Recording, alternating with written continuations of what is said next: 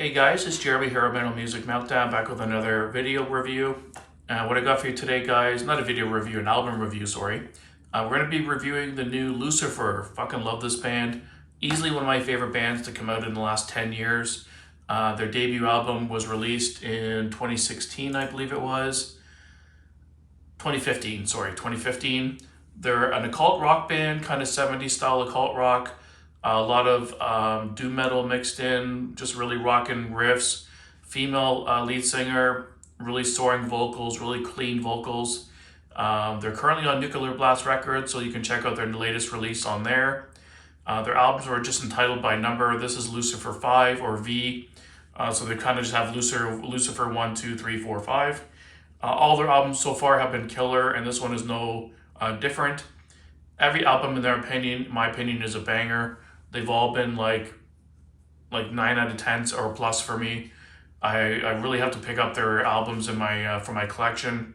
They just tend to be a little bit more on the expensive side if you try to get them through Amazon.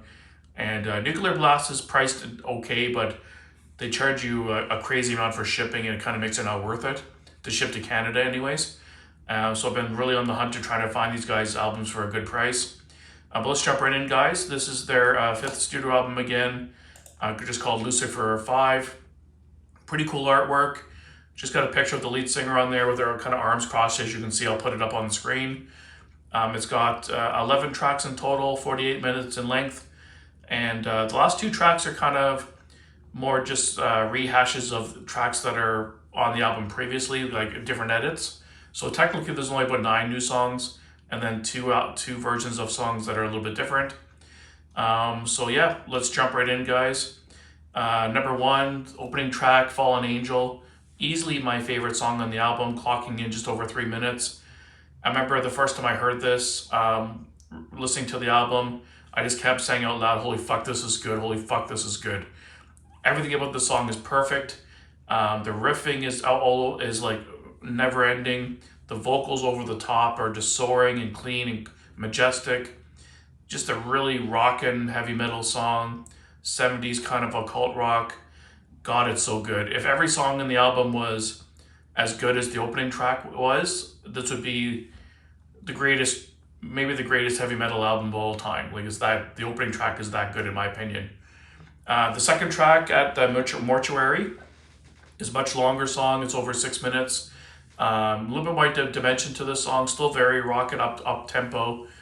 Guitar riff central all over the place. Crazy guitar solo in this one. The guitar solos are so tasty. Not overly complex, but they blend with the music perfectly. And guitar work on this one is really good. Like I said, soaring vocals, great drum work. Really, really good song.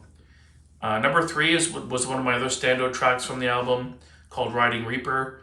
Another high tempo, really rockin' song. Great guitar riffs. Get your head banging right away. Great vocals. Her vocals on this are so clean and crisp, but so majestic sounding. They soar over the top of the music perfectly.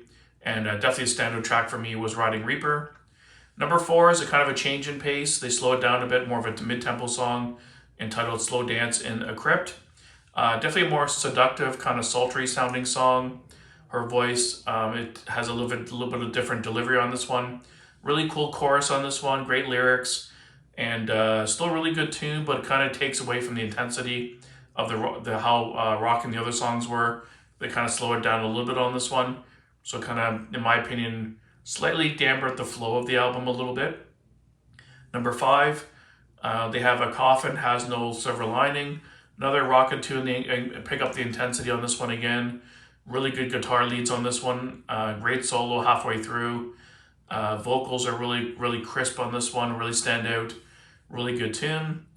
And then we have number 6 track, Immaculate Heart. Really good solo on this one, about 3/4 of the way through.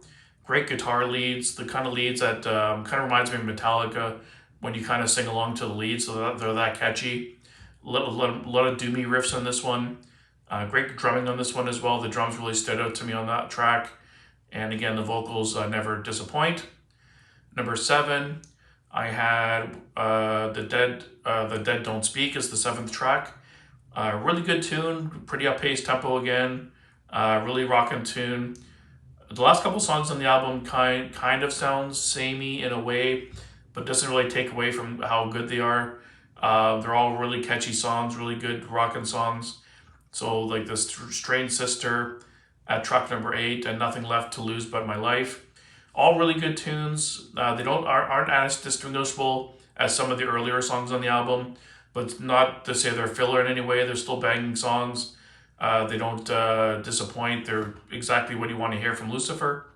And then the last 2 tracks are At the Mortuary Halloween edit and then Immaculate Heart Radio edit.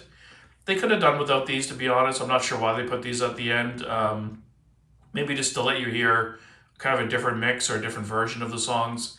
But I would have preferred to hear 1 or 2 more original songs, or just take them off and leave them off entirely. But that's my opinion. Overall thoughts of the album, fucking incredible album. I thought the Saxon one kicked my ass. This one is even better in my opinion than Saxon. And for a rating, I would give it 9.5 out of 10. It's that fucking good. This will definitely be on my top 10 at the end of the year. No questions asked.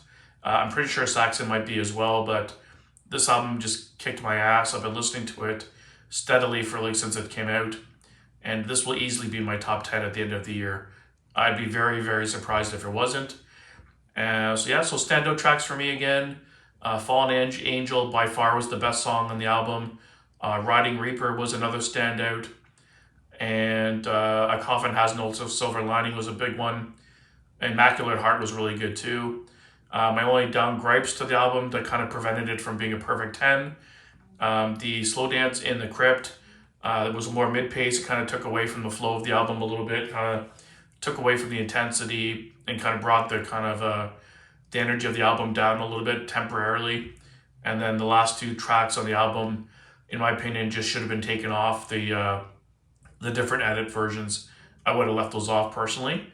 And overall, great production on this album. Sounds really, really clear, really crisp.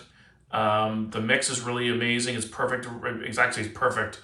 You can hear all the instruments really clearly individually. Or vocals don't drown out the instruments and vice versa. You can hear everything perfectly, blended perfectly together. So on the production side, I wouldn't say there's any gripes or any issues. So like I said, yeah, easy 9.5 out of 10 for me, guys. Almost a perfect album. Let me know down below what you guys thought of the album.